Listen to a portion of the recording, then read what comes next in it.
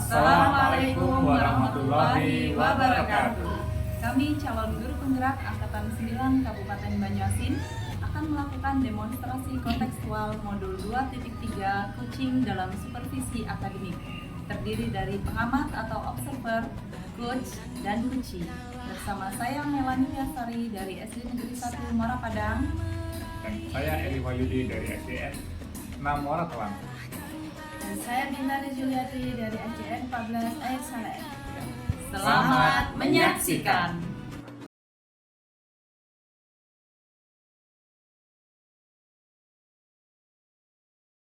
Assalamualaikum. Waalaikumsalam, Bu. Bagaimana kabarnya? Alhamdulillah sehat. Sebelum kita melakukan judging, sebagai awal saya akan melakukan beberapa pertanyaan yang sama. Pertanyaan pertama, saya akan mendiskusikan tentang rubrik penilaian kita hari ini. Baik, Bu. Pada judging hari ini, coach dan coaching akan saya amati dan nilai sesuai dengan rubrik penilaian, apakah sudah sesuai dengan alur tirta atau belum. Kemudian, bagaimana Ibu memberikan pertanyaan berbobot kepada coach dan juga bagaimana coachee tersebut merespon atau menanggapi pertanyaan dari coach.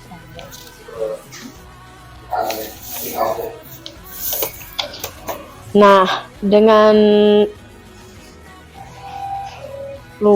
jangan lupa yang disesuaikan dengan prinsip coaching diantaranya yaitu kemitraan, proses kreatif, dan memaksimalkan potensi. Kompetensi apa yang Ibu kembangkan pada proses coaching hari ini? Iya, baik. Untuk kompetensi yang akan saya kembangkan itu yang pertama mendengarkan aktif dan memberikan pertanyaan-pertanyaan yang berbobot. Pertanyaan kedua, kompetensi mana yang akan Ibu kembangkan secara spesifik yang ingin diobservasi? Ya, kompetensi spesifik yang ingin saya kembangkan adalah mendengarkan aktif dan juga memberikan pertanyaan-pertanyaan yang berbobot, Bu. Kemudian yang terakhir ya, Bu, indikator yang bagaimana yang diinginkan oleh Ibu dalam proses coaching hari ini? Nah, saya ingin coaching saya pada hari ini itu menemukan solusi dari permasalahannya atau menemukan langkah-langkah dalam mengatasi permasalahannya. Demikian, Bu, pra observasi. Silakan Ibu melakukan coaching hari ini. Terima kasih. Assalamualaikum warahmatullahi wabarakatuh. Ya, waalaikumsalam warahmatullahi wabarakatuh. Assalamualaikum Pak Eri, apa kabar? Sehat-sehat Pak Eri? Waalaikumsalam. Alhamdulillah, Bu, sehat, agak sedikit kurang gimana gitu. Alhamdulillah Pak Eri, saya juga ikut senang mendengarnya. Tapi saya amati hari ini Pak Eri tidak kelihatan bersemangat dan seceria biasanya loh. Kalau boleh tahu kira-kira apakah ada masalah? Itulah, Bu. Sebenarnya saya memang ada sedikit masalah. Namun saya bingung mau mengutarakannya kemana. Kira-kira apakah Ibu ada waktu? Mohon maaf loh, Bu, kalau jika seandainya saya mengganggu kesibukan Ibu. Insya Allah ada waktu Pak Eri, jangan sungkan. Pak Eri tidak mengganggu kok. Iya, Alhamdulillah. Terima kasih ya, Bu, ya sebelumnya. Jadi begini, Bu. Beberapa hari belakangan ini saya sering tidak nyaman. Pikiran saya tidak begitu tenang. Jadi apa yang bisa saya bantu untuk mengatasi ketidaknyamanan itu Pak Eri? Dan kira-kira apa yang Pak Eri harapkan dari hasil pembicaraan kita ini? Jadi saya berharap akan mendapatkan ketenangan setelah saya bisa menceritakan keluh kesah saya ini, Bu. Baik, kira-kira masih ada yang lain yang ingin Pak Eri dapatkan?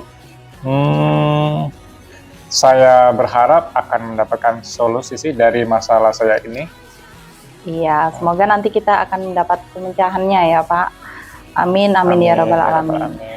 Jadi permasalahannya seperti apa Pak Eri? Silakan diceritakan. Ibu ingat atau tidak ya, beberapa hari yang lalu pengawas itu melakukan supervisi di kelas. Nah, kemudian waktu supervisi itu, saya mendapat teguran dari pengawas.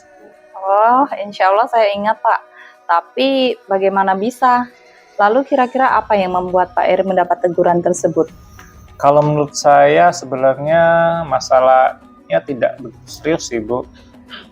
Oh, tidak serius. Tidak serius yang seperti apa Pak Eri? Itu Bu, Bapak pengawas mengkritik tentang proses kegiatan pembelajaran yang saya lakukan. Proses mengajar yang bagaimana Pak Eri?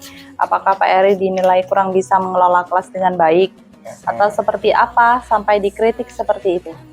Jadi sepertinya beliau keberatan waktu saya itu mengajar tidak memakai buku teks, Bu. Oh, lalu bagaimana tanggapan Pak Eri terhadap respon dari pengawas tersebut? Saya sejujurnya menyampaikan kepada beliau bahwa selama ini ketika saya mengajar, saya menggunakan berbagai sumber, bisa dari buku, referensi perpustakaan, dan lain sebagainya. Kemudian bagi saya, yang penting mengacu pada kurikulum. Nah, ketika saya sampaikan seperti itu, beliau agak kurang berkenan. Oh, jadi masalahnya begitu. Kalau begitu izinkan saya bertanya dulu ya Pak. Iya. Selama ini kira-kira apa saja yang Pak Eri lakukan di dalam kegiatan proses belajar mengajar? Seperti yang saya ceritakan tadi Bu, saya menggunakan berbagai sumber dari buku perpustakaan, menayangkan video, kemudian video pembelajaran yang interaktif dan menyenangkan seperti itu Bu. Oh, ngomong-ngomong, kok Pak Eri tidak menggunakan buku teks? Menurut saya sumber belajar yang saya gunakan ini sudah cukup memadai Pak, memudahkan para murid Bu. Nah, kemudian murid-murid juga termotivasi dan sejauh ini juga masih tetap mengacu pada kurikulum. Sebenarnya itu sudah bagus Pak Eri. Kemudian soal output, menurut Pak Eri, bagaimana hasilnya saat mengajar menggunakan sumber-sumber belajar tersebut? Seperti yang kita ketahui bersama bahwa karakter dan profil belajar murid itu beragam dan belajarnya pun juga berbeda-beda. Oh iya, betul juga sih Bu. Kenapa ya? Kenapa saya tidak kepikiran ke sana? Dan selama ini menurut saya masih ada beberapa siswa yang hasil belajarnya masih kurang maksimal, Bu. Nah, itulah Pak Eri, pentingnya buku teks sebagai sumber belajar. Mungkin harapan dari pengawas kemarin adalah seperti itu, supaya Pak Eri menggunakan sumber belajar dengan buku teks juga. Iya, Bu. Saya pikir ada benarnya juga sih. Iya, jadi ngomong-ngomong setelah Pak Eri bercerita, sekarang bagaimana perasaannya? Ya terima kasih ya Bu. Terus terang saya sudah merasa agak nyaman. Akan tetapi masih ada yang sedikit mengganjal Bu di sini. Suatu hal yang membuat saya merasa resah sehingga kepikiran terus. Bahkan di rumah juga kepikiran terus dengan masalah ini sehingga akibatnya pekerjaan lain juga agak terbengkalai juga sih. Kira-kira apa yang membuat Pak Eri merasa masih sedikit resah selama ini? Sebetulnya yang membuat saya resah dan tidak nyaman itu adalah karena Bapak pengawas itu menyampaikan hal tersebut kepada kepala sekolah kita. Nah, saya takut nanti akan jadi masalah di kemudian harinya. Iya, jadi jika saya boleh menyimpulkan, yang membuat Pak Eri merasa tidak nyaman adalah saat supervisi itu, karena Pak Eri tidak menggunakan buku teks sebagai sumber belajar, dan ketika pengawas memperingatkan Pak Eri memberikan argumen, sehingga hal itu membuat pengawas merasa tersinggung, lalu menyampaikannya kepada kepala sekolah. Iya Bu. Kira-kira saya akan dipanggil dan ditegur kepala sekolah atau tidak ya Bu?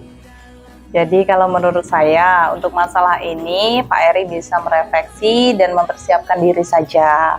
Jika nantinya misalnya ini Pak Eri dipanggil dan ditegur oleh kepala sekolah, Pak Eri sudah siap untuk menjelaskan masalah yang sebenarnya terjadi. Dan saya yakin pasti beliau nanti juga akan menyampaikan hal-hal positif sehingga menambah semangat Pak Eri dalam mengajar. Iya, mudah-mudahan ya Bu ya. Iya, amin ya robbal alamin. Jadi selanjutnya dari apa yang sudah kita bahas bersama ini, apa rencana Pak Eri selanjutnya? Ya gini Bu, saya berniat menemui beliau untuk membicarakan hal ini Bu. Mungkin beliau akan memberikan solusi tentang masalah ini. Iya, sebuah rencana yang sangat bagus Pak. Lalu kira-kira apakah masih ada hal lain yang akan Pak Eri lakukan? Iya, saya berencana bahwa saya juga akan menemui Bapak pengawas, Bu. Dan saya juga akan meminta maaf kepada beliau. Kemudian terkait proses belajar, kedepannya saya juga akan mulai menggunakan buku teks. Di samping juga meminta saran kepada Pak pengawas mengenai bagaimana menjalankan proses belajar mengajar yang baik. Seperti itu, Bu. Oh, terus kemudian bagaimana dengan proses kegiatan belajar mengajar Pak Eri selanjutnya? Iya, setelah ini saya akan mulai untuk memakai buku teks untuk sebagai salah satu sumber belajar yang belajar saya dalam mengajar. Dan mengenai sumber-sumber belajar yang pernah saya gunakan juga akan tetap saya terapkan, Bu, karena siswa sudah merasa nyaman dengan cara tersebut, sehingga dengan demikian juga akan semakin mengordinir kebutuhan belajar para murid. Seperti itu. Wah, subhanallah, luar biasa Pak Eri. Langkah penyelesaian yang Pak Eri ambil itu sudah sangat bagus. Saya juga setuju dengan ide itu. Wah, alhamdulillah. Syukurlah kalau Ibu juga sekarang merasa lega. Karena jujur saya takut salah-salah dalam mengambil langkah dalam penyelesaian permasalahan ini. Apalagi sudah berurusan dengan atasan. Takutnya nanti malah tambah parah dan melebar. Iya, alhamdulillah. Saya juga merasa senang dan sangat bersyukur, Pak. Pada akhirnya Pak Eri sudah merasa lega. Iya, terus dari yang sudah Pak Eri rencanakan tadi, komitmen apa yang akan Pak Eri lakukan untuk menjalankan rencana itu? Adakah batasan deadline waktunya? Iya, baik, Bu. Mengenai hal itu, secepatnya saya akan eksekusi tatap muka ke depan. Dalam proses kegiatan belajar mengajar, saya akan mengacu pada kurikulum. Kemudian, mematuhi aturan-aturan yang ada, termasuk aturan dari pengawas tentang penggunaan buku teks. Secepatnya saya juga akan menghadap kepala sekolah dan insya Allah esok atau lusa saya akan pergi menemui Pak pengawas. Iya, Pak Eri, terima kasih. Lalu selanjutnya, dukungan apa yang kira-kira Pak Eri butuhkan untuk melaksanakan komitmen Bapak tersebut? Nah, terkait masalah ini juga masih dalam pikiran saya. Saya akan berusaha berkomunikasi dengan anak murid saya jika pada proses pembelajaran kita akan menggunakan buku teks juga. Wah, ini ide yang bagus sekali Pak Eri. Ya. Semoga semuanya dapat segera terselesaikan ya Pak. Dan Pak Eri dapat kembali bekerja dengan suasana hati yang tenang dan nyaman. Iya, amin, amin, amin, amin, ya Rabbal Alamin. Bu, dan terima kasih banyak Bu atas waktu dan semuanya, baik saran-saran maupun masukan, sehingga sekarang saya merasa enak dan lega. Semoga kita nanti menjadi guru-guru yang bisa memberikan teladan yang baik untuk para murid kita, ya Bu ya. Amin, ya sama-sama Pak. Jadi ini mohon maaf ya Bu, kebetulan saya ada janji dengan para murid anak. Mereka akan latihan upacara sebagai persiapan untuk menjadi petugas upacara nanti, Bu. Iya, Pak Eri, silahkan. Iya, terima kasih, Bu ya. Saya akhiri, wassalamualaikum. Waalaikumsalam warahmatullahi wabarakatuh. Assalamualaikum Bu Lia. Waalaikumsalam Bu Bintari. Bu Lia tadi sudah melakukan coaching ya bersama Pak Eri. Iya, alhamdulillah. Sebelum penutupan, saya akan menanyakan beberapa pertanyaan pasca observasi. Yang pertama, apa saja yang sudah dilakukan pada saat coaching terkait indikator capaian yang diinginkan?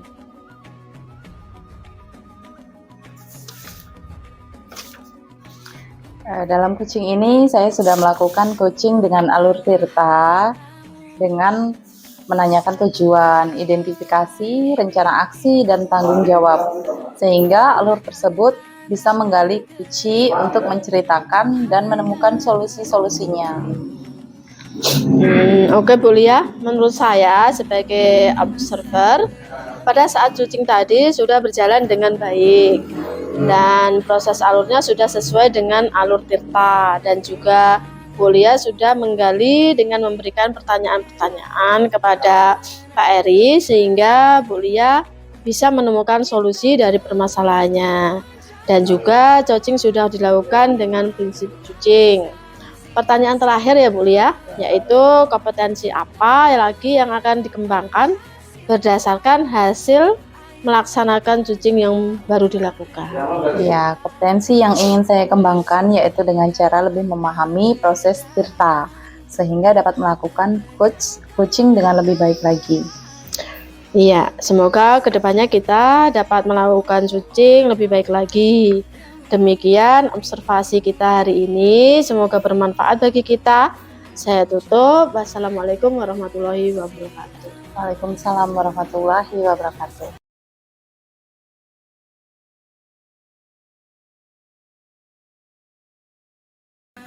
Assalamualaikum warahmatullahi wabarakatuh. Waalaikumsalam warahmatullahi wabarakatuh. Gimana Bu kabarnya hari ini? Alhamdulillah baik, Pak. Alhamdulillah.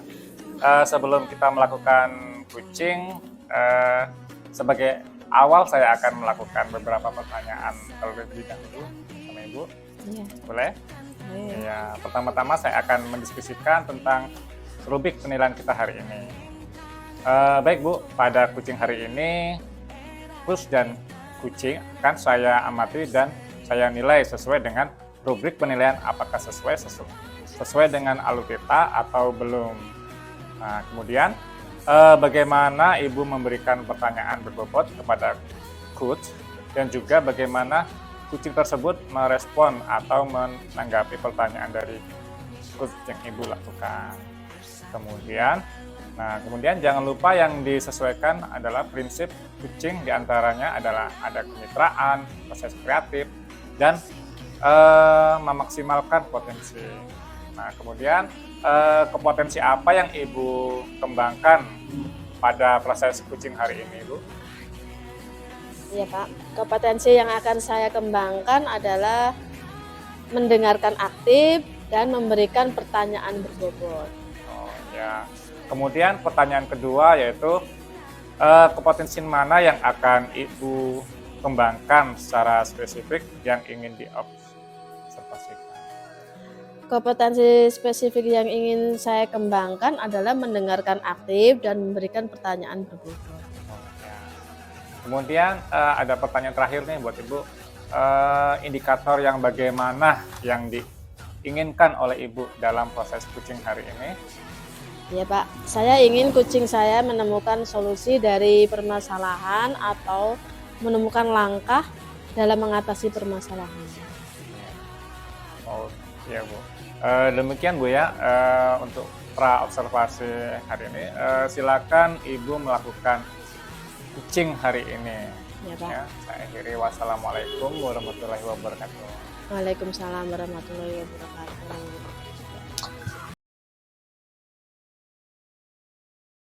Assalamualaikum Bu Lia. Waalaikumsalam Bu. Apa kabar hari ini? Alhamdulillah kesehatan baik Bu, tapi hati masih sedikit mendung ini Bu. Kira-kira ada gerangan apa? Kita bisa ngobrol-ngobrol sedikit Bu. Terima kasih banyak ya Bu sudah bisa meluangkan waktunya untuk saya. Iya, mudah-mudahan dari pertemuan hari ini Ibu mendapat pencerahan. Silahkan sampaikan terkaitan masalah apa yang Ibu hadapi. Iya Bu, baik. Tadi di sekolah saya kan sudah lebih dahulu melakukan penilaian akhir semester. Saya juga sudah memberikan kisi-kisi detail berdasarkan kesepakatan KKG kepada peserta didik. Nah, ternyata nilai anak-anak masih belum sesuai harapan Bu. Jadi saya sangat kecewa dan kepikiran sampai sekarang. Oh, jadi begitu. Karena murid-murid Ibu Lian nilainya tidak sesuai dengan yang diharapkan. Iya, Bu. Kira-kira nilai yang seperti apa yang Ibu harapkan pada anak-anak Ibu? Saya kan mengajar kelas 2. Alhamdulillah, untuk pelajaran bahasa Indonesia itu tidak ada masalah. Nah, untuk pelajaran matematika, mereka itu nilainya kecil-kecil sekali. Saya membandingkan nilai ulangan harian dan penilaian tengah semester mereka itu semuanya aman. Harapan saya nilai akhir semester ini juga aman. Ternyata jauh dari harapan Bu. Banyak yang tidak tuntas.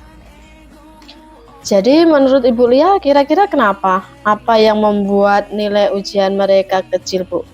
Tidak sesuai harapan? Nah itulah Bu. Saya berpikir kenapa ya. Saya coba ajak ngobrol anak-anak ini. Mereka mengeluhkan materinya sulit katanya. Mereka tidak seperti waktu ulangan harian.